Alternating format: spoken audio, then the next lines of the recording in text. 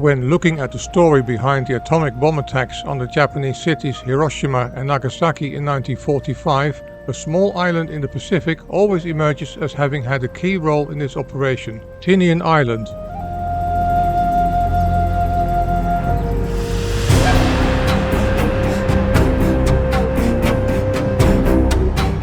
As early as 1914, Japan captured the island during World War I.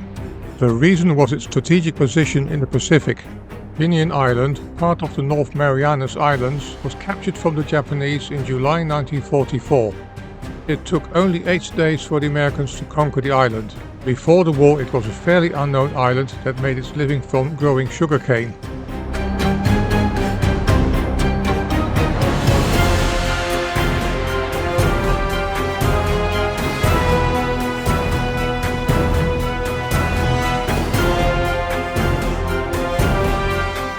After its capture, the US Air Force constructed 4 parallel runways at the north side of the island, intended to host mass takeoffs of B-29 bombers and other aimed for Japan, in particular Tokyo.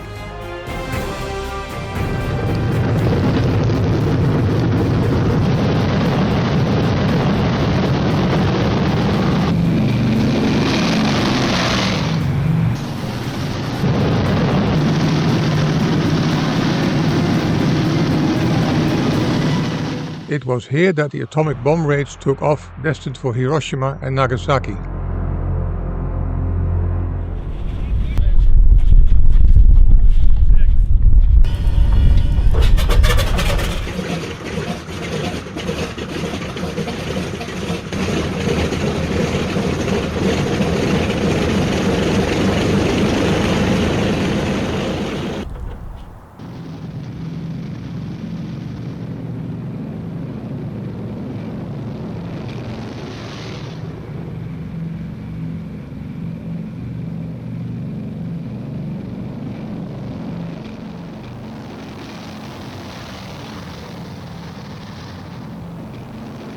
The so-called Little Boy bomb was shipped from Los Angeles via San Francisco and then delivered overseas by the USS Indianapolis, after which it was assembled and armed with uranium on Tinian. It was a gun-type fission weapon which used enriched isotope uranium-235 to power its explosive reaction, hence its oblong shape.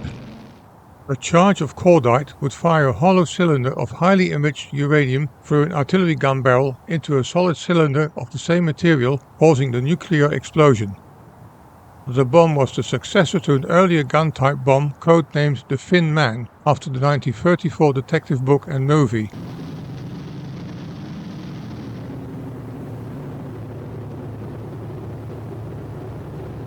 The type of aircraft to be deployed for the nearly 5,000 kilogram weighing bomb was the B-29 Super Fortress bomber.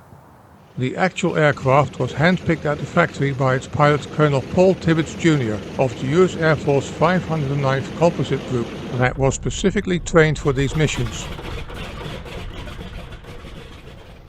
This is Brigadier General Thomas F. Farrell of Albany, New York, Theater Commander of the Atomic Bomb Project. Will you tell us something of the atomic bomb project, General Farrell?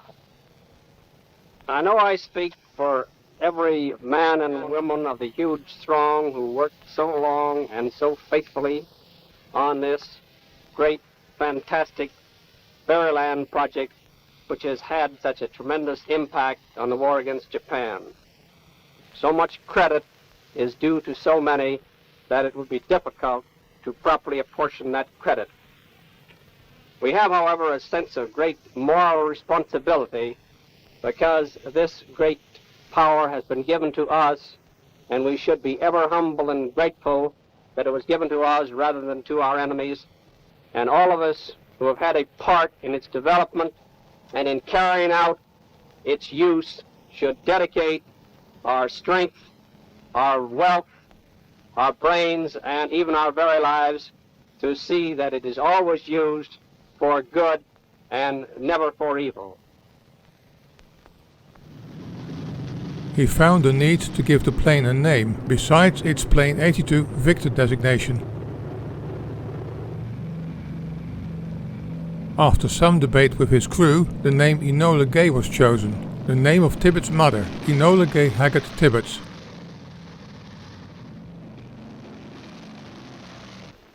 We are standing in front of the first atomic bomber, the Enola Gay, a storied B-29 which carried the revolutionary atomic bomb to the enemy. Gathered here are a group of key men representing both the project personnel in the theater and the Air Corps. It was this group and this airplane which outmoded present warfare.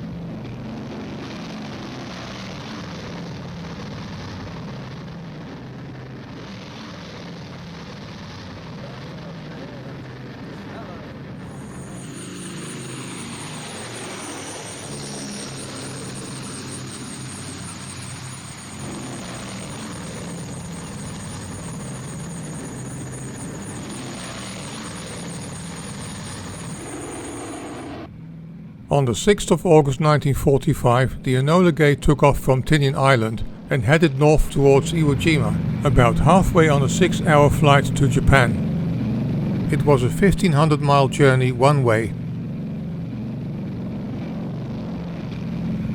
The Enola Gay was accompanied by 2 other B-29s, the Great Artiste, Victor number 89, serial number 7353, carried scientific instruments to measure the blast, while Necessary Evil, Victor number 91, serial number 6291, was equipped with cameras to photograph the detonation. There was no fighter escort for the mission. 3 other B-29 bombers departed an hour ahead of the Enola Gay to analyze the weather conditions near the primary and secondary target areas over Japan.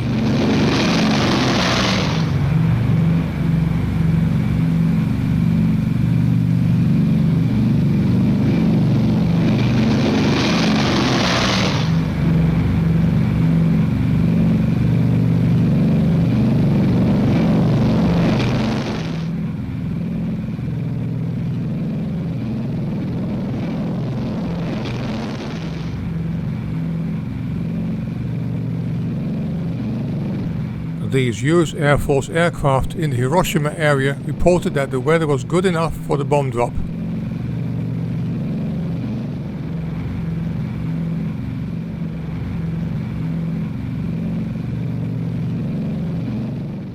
This is Captain William Sterling Parsons, United States Navy, of Fort Sumner, New Mexico.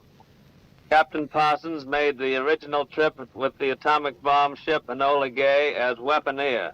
He is in the theater as scientific head of the atomic bomb project. Captain Parsons, will you tell us briefly the story of your trip from takeoff to target? After a photographing session that made us feel like a Hollywood premiere, we got off at about 3 o'clock in the morning in the darkness and headed for Iwo Jima, which we reached about sunrise. We made certain adjustments and tests on the bomb during that flight. We then headed for the Empire, and the weather improved as we went along. We felt that it was our lucky day, and we knew it was as we made the final approach toward Hiroshima, which the navigator hit right on the button. Bombardier took over, identified the target, and everything went with perfection not approached in the rehearsals. A bomb was finally released exactly at the designated hour, and the explosion occurred as planned.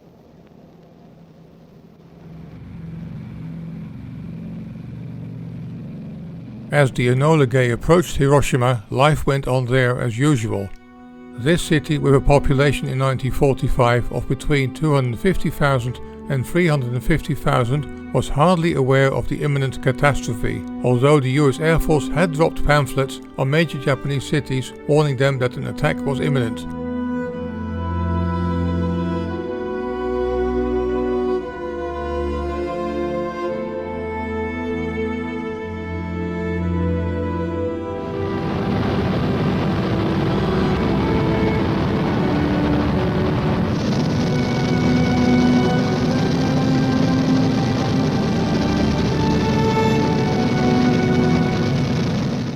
bomb was dropped over Hiroshima at 8:15 local time.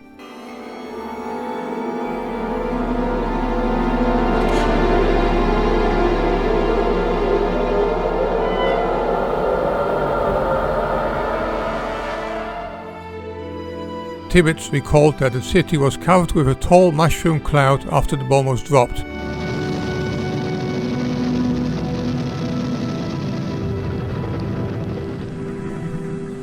President Truman announced the dropping of the first atomic bomb as follows. A short time ago, an American airplane dropped one bomb on Hiroshima and destroyed its usefulness to the enemy. That bomb has more power than 20,000 tons of TNT. The Japanese began the war from the air at Pearl Harbor. They have been repaid many-fold, and the end is not yet. With this bomb, we have now added a new and revolutionary increase in destruction to supplement the growing power of our armed forces. In their present form, these bombs are now in production, and even more powerful forms are in development. It is an atomic bomb. It is a harnessing of the basic power of the universe. The force from which the sun draws its power has been loosed against those who brought war to the Far East. After returning back to Tinian, the crew received a hero's welcome.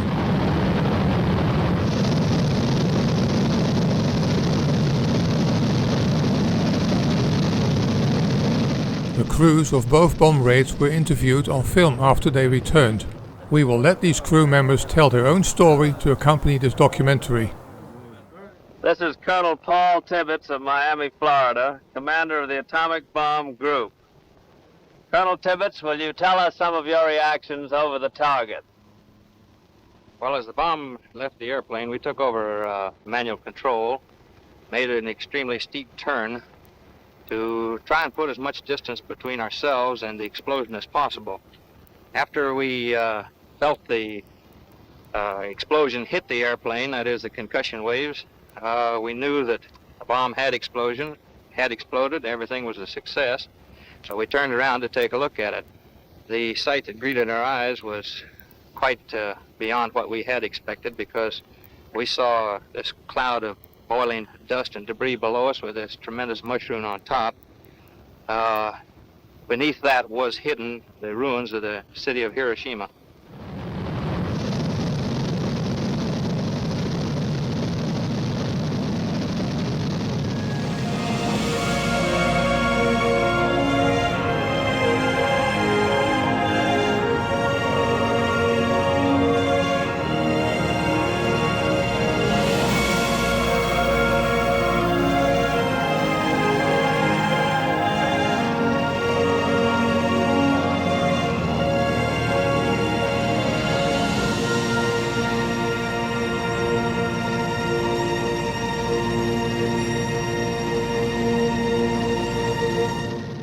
This is Major Tom Fairby of Marksville, North Carolina, bombardier of the first atomic bomber. Major Fairby, will you give us some of your reactions over the target of Hiroshima?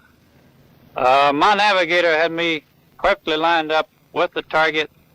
When I clutched in with my sight, I could clearly see the city of Hiroshima within my bomb sight. Then I clutched in and took the run, and I felt the bump of the airplane. I was greatly relieved because I knew the unit had gone from the airplane that we had successfully delivered. It meant so much to the Army Air Forces, American science and industry.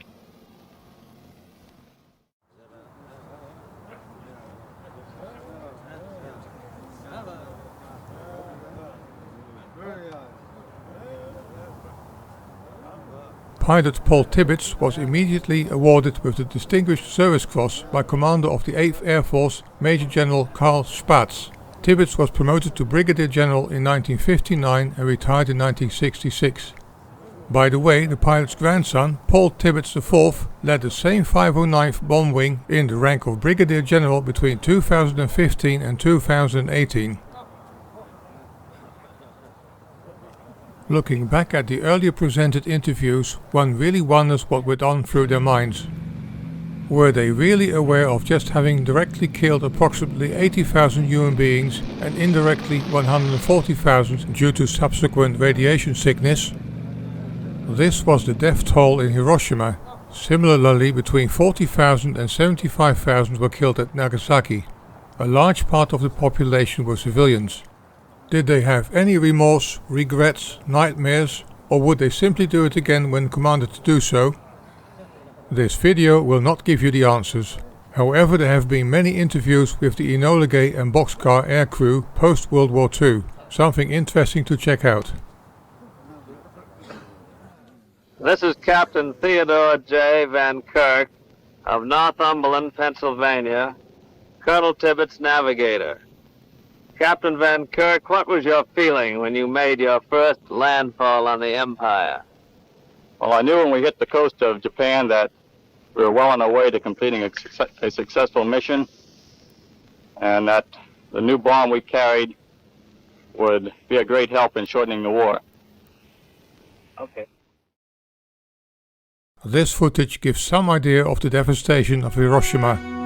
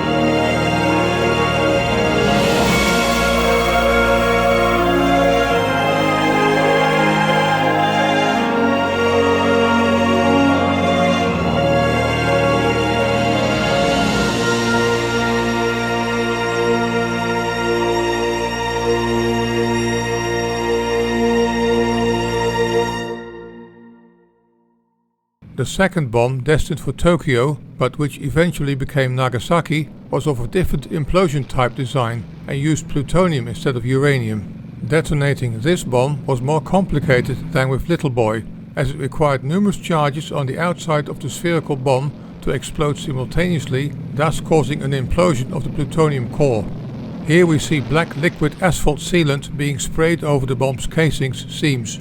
The casing functioned as lenses, focusing the detonator blasts on the nuclear bomb's core. This second nuclear device was named Fat Man, not in the last place because the bomb had a round, fat appearance. Both bomb code names were created by Robert Serber, a former student of Oppenheimer who worked on the Manhattan Project. The plutonium core for Fat Man was flown in on a C-54 transport plane, while the bomb casings were carried on 3 B-29 bombers to Tinian.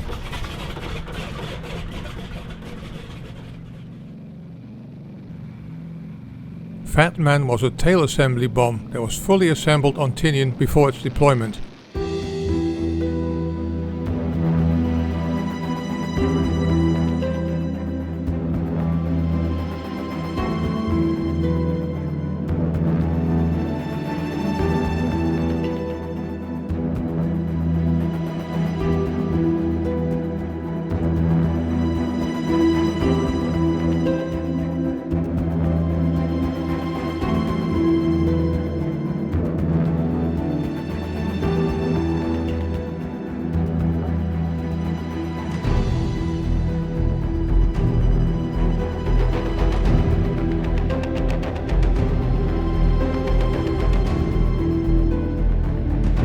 Loading Fat Man into the bomb pit.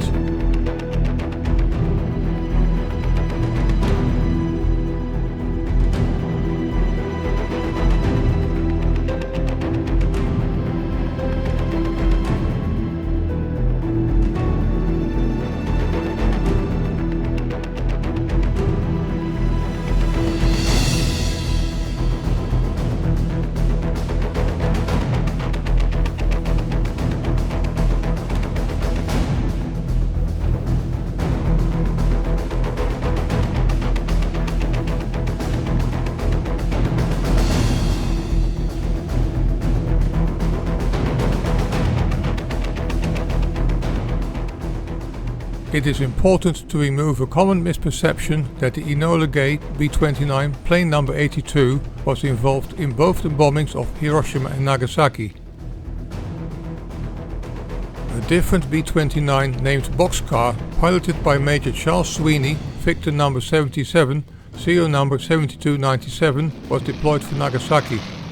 Just like with the Enola Gay, Boxcar was accompanied by the Great Artiste. But this time, B-29 The Big Stink, Victor number 90, serial number 7354, served as the camera plane. This B-29 was later renamed Dave's Dream.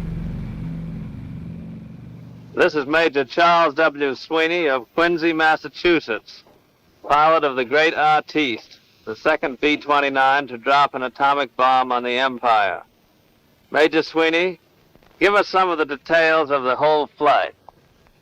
We were briefed on, of course, a primary and a secondary target as usual. We took off and the flight was uneventful except for some weather on the way up. The primary target was located and we made 3 runs on it, but were unable to get into it. Commander Ashworth and I held a little conference with the bombardier and the navigator, and we started for the secondary target, which was Nagasaki, at which time the flight engineer told us we had just 1,300 gallons of gasoline left. We picked our route into the secondary target and dropped it on Nagasaki. We were very relieved to have it go. Much more relieved when we saw the tremendous flash and knew that it had functioned. At that point, we hit the road for Okinawa, the first petrol station.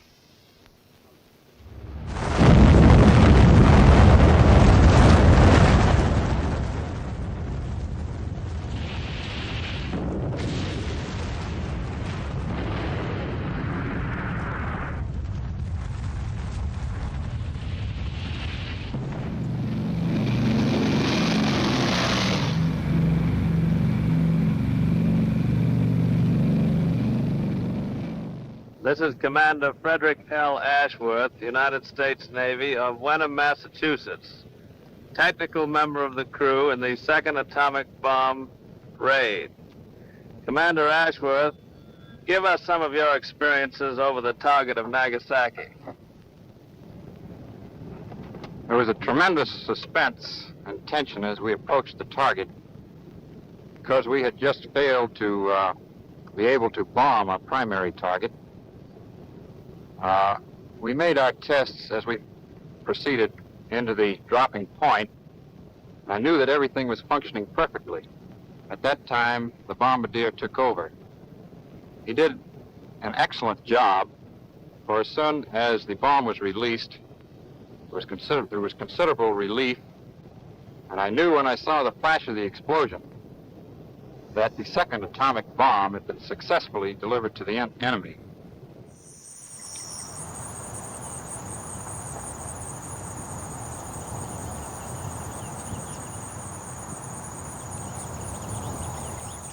This is Captain Kermit K. Behan of Houston, Texas, bombardier of the Great Artiste. Captain Behan, what was your most outstanding experience on this historic flight? I suppose it was when the clouds opened up over the target at Nagasaki. The target was there pretty as a picture. I made the run, let the bomb go. That was my greatest thrill. Here we see Nagasaki after the Fat Man atomic bomb had been deployed.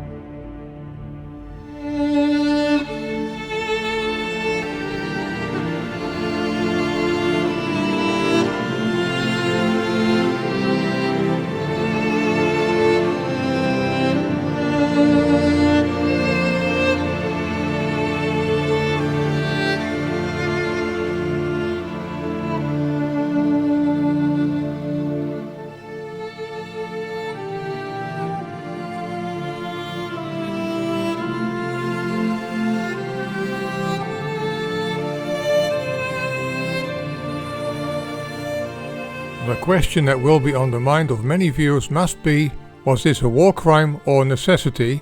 On the one hand, it is proclaimed that Japan was already on the losing side due to the relentless bombing campaigns on the Japanese cities by the US Air Force. On the other hand, there was the expectation that Japan would not surrender, especially because of the aggressive position of Japanese politicians and military leaders. A ground offensive would then be required, predicted to cost thousands of American and Japanese lives. The jury is still out on this issue, as well as on the question whether President Harry S. Truman did the right thing and thus can be considered as a war hero versus having been a war criminal. Do share your views in the comments, but please keep it decent, respectful and to the point.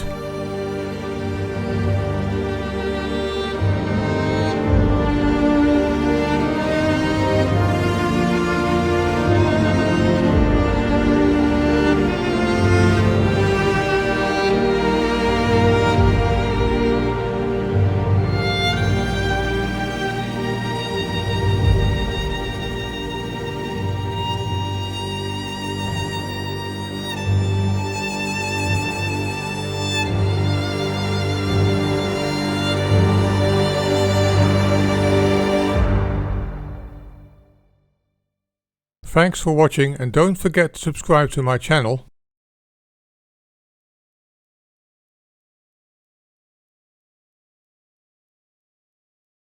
This is Colonel Paul Tibbets of Miami, Florida, commander of the Atomic Bomb Group.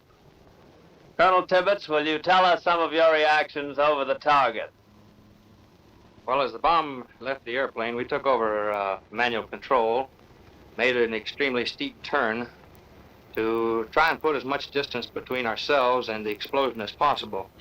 After we felt the explosion hit the airplane, that is the concussion waves, we knew that the bomb had exploded, everything was a success, so we turned around to take a look at it. The sight that greeted our eyes was quite beyond what we had expected, because we saw this cloud of boiling dust and debris below us with this tremendous mushroom on top. Beneath that was hidden the ruins of the city of Hiroshima.